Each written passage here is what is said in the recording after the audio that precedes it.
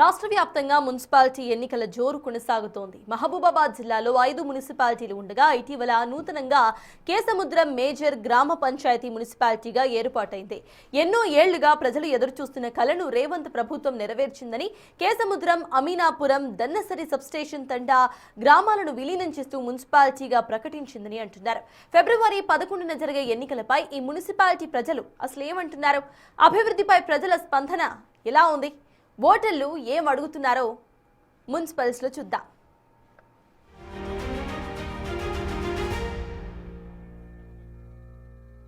రాష్ట్ర వ్యాప్తంగా మున్సిపాలిటీ జోరు కొనసాగుతుంది. ఈ నేపథ్యంలో జిల్లాలోని నూతనంగా ఏర్పడిన కేసముద్రం మున్సిపాలిటీలో ఓటర్ ఏమనుకుంటున్నాడు, ఎవరికి పట్టం కట్టాలనుకుంటున్నారో తెలుసుకుందాం.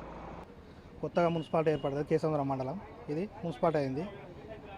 ఇప్పటికే రోడ్లు కొద్దిగా డ్యామేజ్ ఉన్నాయి. డబుల్ రోడ్ కానీ, సైడ్ కాలువలు కానీ, వీధి లైట్లు కానీ, సెంటర్ లైట్లు అవి చేయాలని మేము అనుకుంటున్నాం. ఎవరైతే అభివృద్ధి చేస్తారో వాళ్ళకే మేము గెలిపిద్దామని మేము అనుకుంటున్నాం.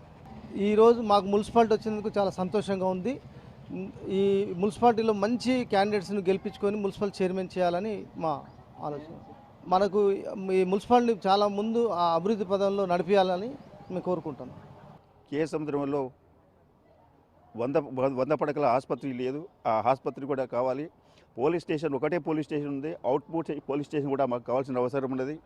ఇంకొకటి ఫైర్ స్టేషన్ లేదు, మాకు ఫైర్ స్టేషన్ కూడా మాకు కావాల్సిన అవసరం ఉన్నది. కేవీ సబ్ స్టేషన్ ద్వారా కరెంటు సరిగ్గా సప్లై అవ్వడం లేదు.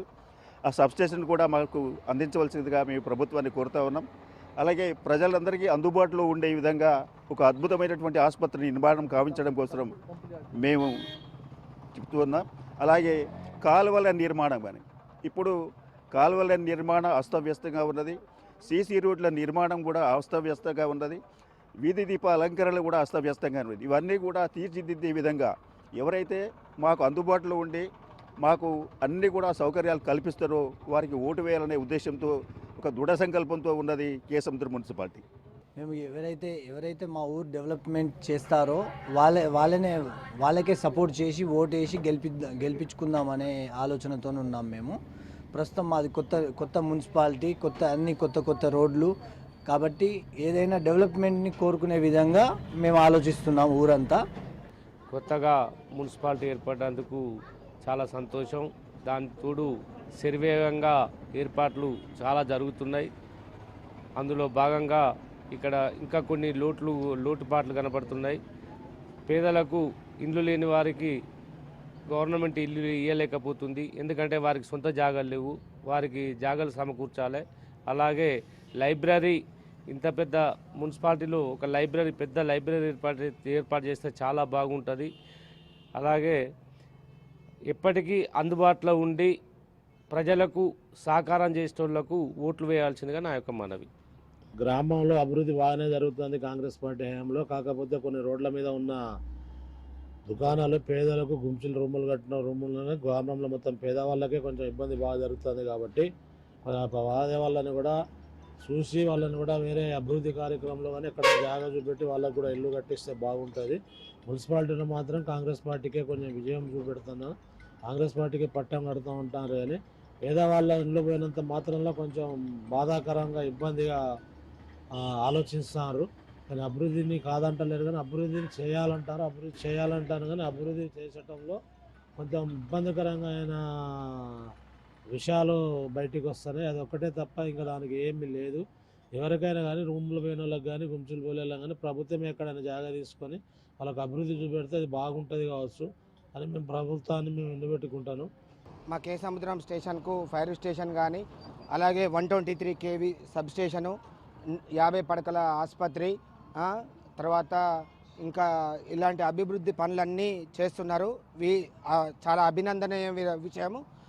కాకపోతే చాలా వరకు ఈ రోడ్డు విస్తరణ పనుల గురించే ఆబ్జెక్షన్ తప్ప మిగతా వాటికి మేము అభివృద్ధికి కూడా వ్యతిరేకం కాదు. మాకు కావాల్సింది ఏంటంటే 66 ఫీట్ల దాంట్లోనే పూర్తిగా అన్ని సైడ్ కాలువలతో సహా ఏర్పాటు చేయాలనేది కోరుచున్నాం.